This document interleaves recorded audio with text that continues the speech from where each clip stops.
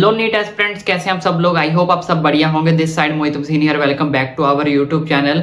NEET का दोबारा result आते ही बहुत सारे बच्चों के मन में क्वेरी चल रही है, डाउट्स चल रहे हैं। मुझे बहुत ज्यादा मैसेजेस आए हैं, सर नीट जो हुआ है उसका रिजल्ट भी आ चुका है, तो अब क्या काउंसलिंग वाकई में जो 6 जुलाई से शुरू होने वाली है, क्या इसके बारे में कोई अपडेट आई है? तो प्लीज हमें बताइए। तो आज की वीडियो के अंदर हम बात करने वाले हैं कि एक्चुअल में 6 जुलाई को जिसका दिन हमारे बोला गया था उसके अंदर वाकई में हमारी जो काउंसलिंग है वो स्टार्ट होने वाली भी है या फिर नहीं होने वाली है। तो इसके बारे में हम इस वीडियो के ऊपर थोड़ी सी चर्चा करेंगे, जिसके बारे में मैं आपको डिटेल में सब कुछ इस प्रोसेस के बारे में बताऊंगा कि एक्चुअल में 6 जुलाई को आपकी काउंसलिंग होगी या फिर नहीं होगी। तो सबसे पहले ये चीज समझिए कि 6 जुलाई की जो काउंसलिंग डे थी ये तब हमें बोला गया था जब हमने सुप्रीम कोर्ट के अंदर जो केस लगाया था, तब उस चीज के अंदर उनके जो लॉयर थे उन्होंने ये बोला था कि हमारी जो काउंसलिंग को स्टार्ट करने का दिन है वो 6 जुलाई का है। लेकिन उसके बाद इसके बारे में कोई भी ऑफिशियल नोटिफिकेशन नहीं आई है, ना ही उनकी तरफ से आई है, ना ही ऑफिशियल वेबसाइट की तरफ से आई है, ना ही कोई ट्वीट आया है। तो इसको लेकर 6 जुलाई को लेकर अभी तक फिलहाल हमारे पास कोई भी जो अपडेट नहीं आई है।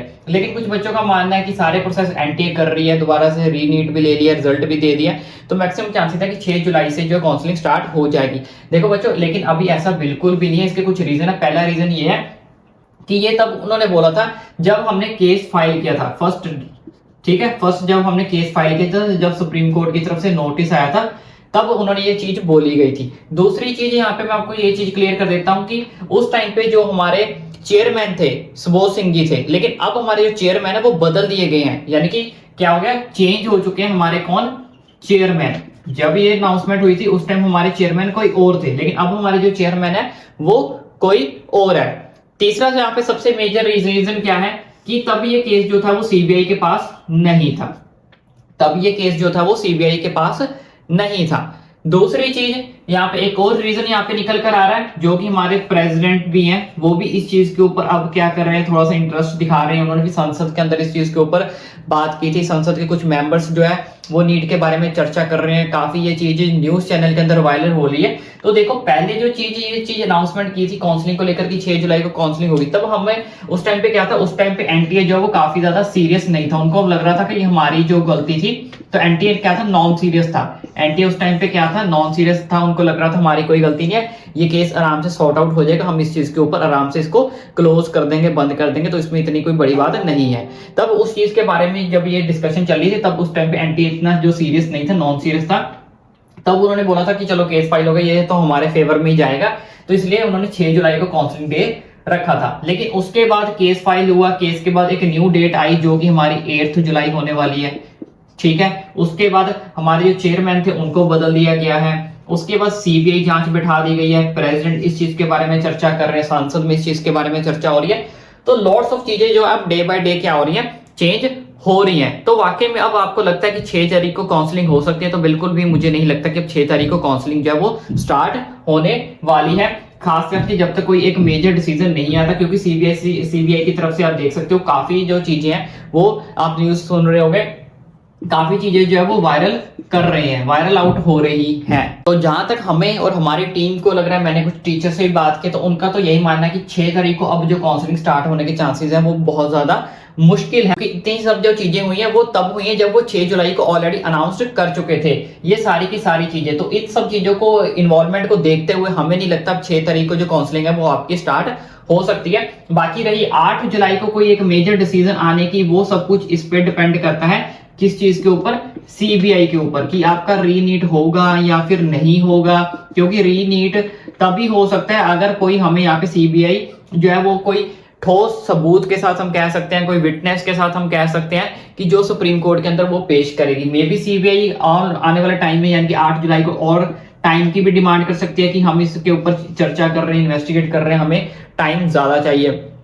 या फिर सीबीआई ये भी बोल सकती है कि हमें जो विटनेस है या फिर जो चीजें हमें मिली हैं वो कुछ रीजन्स में मिली हैं या फिर कुछ स्टेट्स में मिली हैं, तो वो कुछ स्टेट्स के थ्रू भी आपका जो है नीट का एग्जाम दोबारा से हो सकता है। क्योंकि पहले भी एक बार नीट का एग्जाम आपका हो चुका है, अभी थोड़े दिन पहले दूसरा हुआ है, तो तीसरा अटेम्प्ट करवाना सरकार के लिए थोड़ा सा अब मुश्किल हो जाएगा। और बच्चों के लिए भी ये चीज मुश्किल है कि पहले पेपर की तैयारी की, उसको कैंसिल कर दिया, फिर दूसरे पेपर की तैयारी की, उसको कैंसिल कर दिया, अब तीसरी बार नीट का पेपर जो होना वो सब कुछ अब किस पे डिपेंड करता है, वो हमारा सिर्फ सीबीआई पे डिपेंड करता है कि वो किस तरह की रिपोर्ट सबमिट करते हैं। अगर उन्हें लगता है कि ये जो जाल था ये पूरे इंडिया के अंदर फैला हुआ था, तो मैक्सिमम चांसेस है कि आपका रीनीट पूरे इंडिया के अंदर दोबारा होगा। अगर उन्हें लगता है कि नहीं ये कुछ स्टेट्स की बात है, कुछ रीजन्स की बात है, तो कुछ रीजन्स में भी हो सकता है।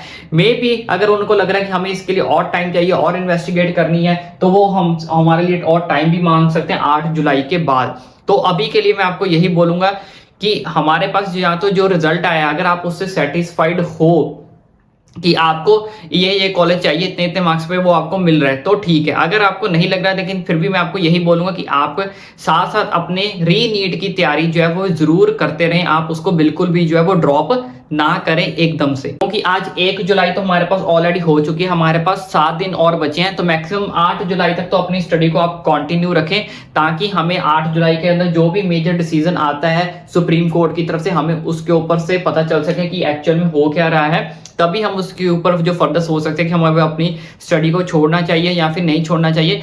बाकी जिन बच्चों का स्कोर आज आया है उनके बेस के भी ऊपर मैं आपको थोड़ा सा बता देता हूँ कि कितने कितने बच्चों को जो मैक्सिमम चांसेस है नीट के अंदर एमबीबीएस मिलने के। तो देखो बच्चों, अगर आपका स्कोर 650 से प्लस है तो आप लगा सकते हो आपको जो एमबीबीएस मिलने के मैक्सिमम चांसेस है कि आपको एमबीबीएस मिल जाएगा, जो आज हमारे पास रिजल्ट डिक्लेयर हुआ है। लेकिन अगर आपका स्कोर 500 से 600 के बीच में है, ठीक है, या 650 के अराउंड भी आप कह सकते हो, जिनका 600 से 650 तक उनका बाउंड्री लाइन पे है, सीट्स बढ़ती हैं या कुछ बच्चे सीट्स छोड़ जाते हैं या कुछ भी ऐसा होता है, तो उनके एमबीबीएस के चांसेस जो है वो बन सकते हैं। लेकिन अदरवाइज जिन बच्चों का स्कोर 500 से 600 के बीच में है, तो ऐसे बच्चे अगर एमबीबीएस करना चाहते हैं तो ऑब्वियसली आपके पास 2 ही ऑप्शन है, या तो आप री नीट की तैयारी कर लो, दूसरा ऑप्शन आपके पास तो है या तो आप बीएमएस, बीडीएस, ठीक है, आयुर्वेदा, BHMS, इन सब कोर्सेज के अंदर इंटरेस्टेड हो, जाना चाहते हो, तो आपको ये कोर्सेज आराम से जो है वो मिल जाएंगे।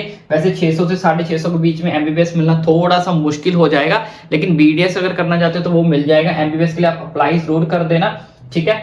लेकिन अगर आपको लगता है कि मेरा स्कोर सिर्फ 500 से 600 के बीच में और मैं सेटिस्फाइड हूं, तो आपको इनमें BMS, BHMS, तो ये सारे के सारे जो कोर्सेज है आयुर्वेदा के, वो आपको जो है वो मिल सकते हैं। लेकिन अगर आपको लगता है कि नहीं, मैं इस कोर्स से सेटिस्फाइड नहीं हूं, मुझे हर हालत में नीट के अंदर एमबीबीएस ही चाहिए, तो आपको अपनी री नीट की जो तैयारी है वो शुरू कर देनी चाहिए। वैसे तो मैं ऑलमोस्ट यही हर एक बच्चे को अभी फिलहाल के लिए यही सजेस्ट करूंगा कि कम से कम आप 8 जुलाई तक तो अपनी स्टडी को कंटिन्यू रखें। 8 जुलाई के बाद अगर कोई चेंजेस आते हैं, कैसा डिसीजन आता है, उसके बाद हम सोच सकते हैं कि हमें अब अपनी स्टडी को छोड़कर इन मार्क्स के ऊपर डिपेंडेंट रहना पड़ेगा, या फिर हमें री नीट की जो हम स्टडी कर रहे थे उसके ऊपर हम दोबारा से री नीट जो वो दे सकते हैं, ताकि अगर इमेजर से एकदम से सडनली डिसीजन आ गया कि री नीट होगा, तो कुछ बच्चे ऐसे हैं जो बिल्कुल भी स्टडी नहीं कर रहे हैं, तो उनके नंबर्स के ऊपर जो है वो किसी भी तरह का इंपैक्ट जो है वो ना पड़े उनके फ्यूचर के अंदर। इसलिए मैं आपको बोल रहा हूँ कि हर बच्चे को भी फिलहाल के लिए स्टडी जो है वो साथ साथ थोड़ी बहुत ही जो है करते रहना चाहिए। इसके साथ साथ मैं आपको एक और हिंट दे देता हूँ यहाँ पे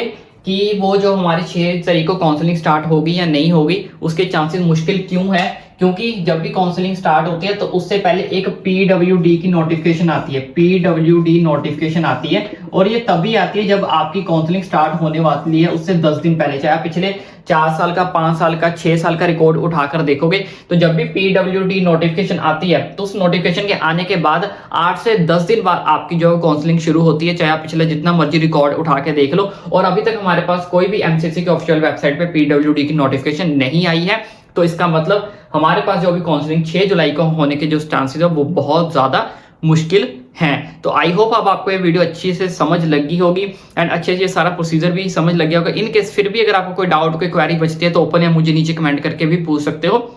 बाकी इसी तरह की मेडिकल फील्ड के रिलेटेड वीडियोस पाने के लिए कौन सा कॉलेज आपके लिए बेस्ट रहेगा, कहाँ पे आपको एडमिशन लेनी है, कौन से कॉलेजेस अप्रूव्ड हुए हैं, कितना बॉन्ड है, कितनी फीस लगेगी, कहाँ की क्या कट ऑफ जाएगी, सब कुछ आपका भाई आप तक पहुंचाएगा। मेडिकल फील्ड के रिलेटेड आपको किसी भी प्रकार की जानकारी चाहिए तो अपने भाई के चैनल को सब्सक्राइब जरूर कर लें, ताकि आने वाली सारी की सारी अपडेट्स आपका भाई आप तक ईजिली जो है वो पहुंचा सके। एंड आई होप अब तक आपने सब्सक्राइब कर दिया होगा।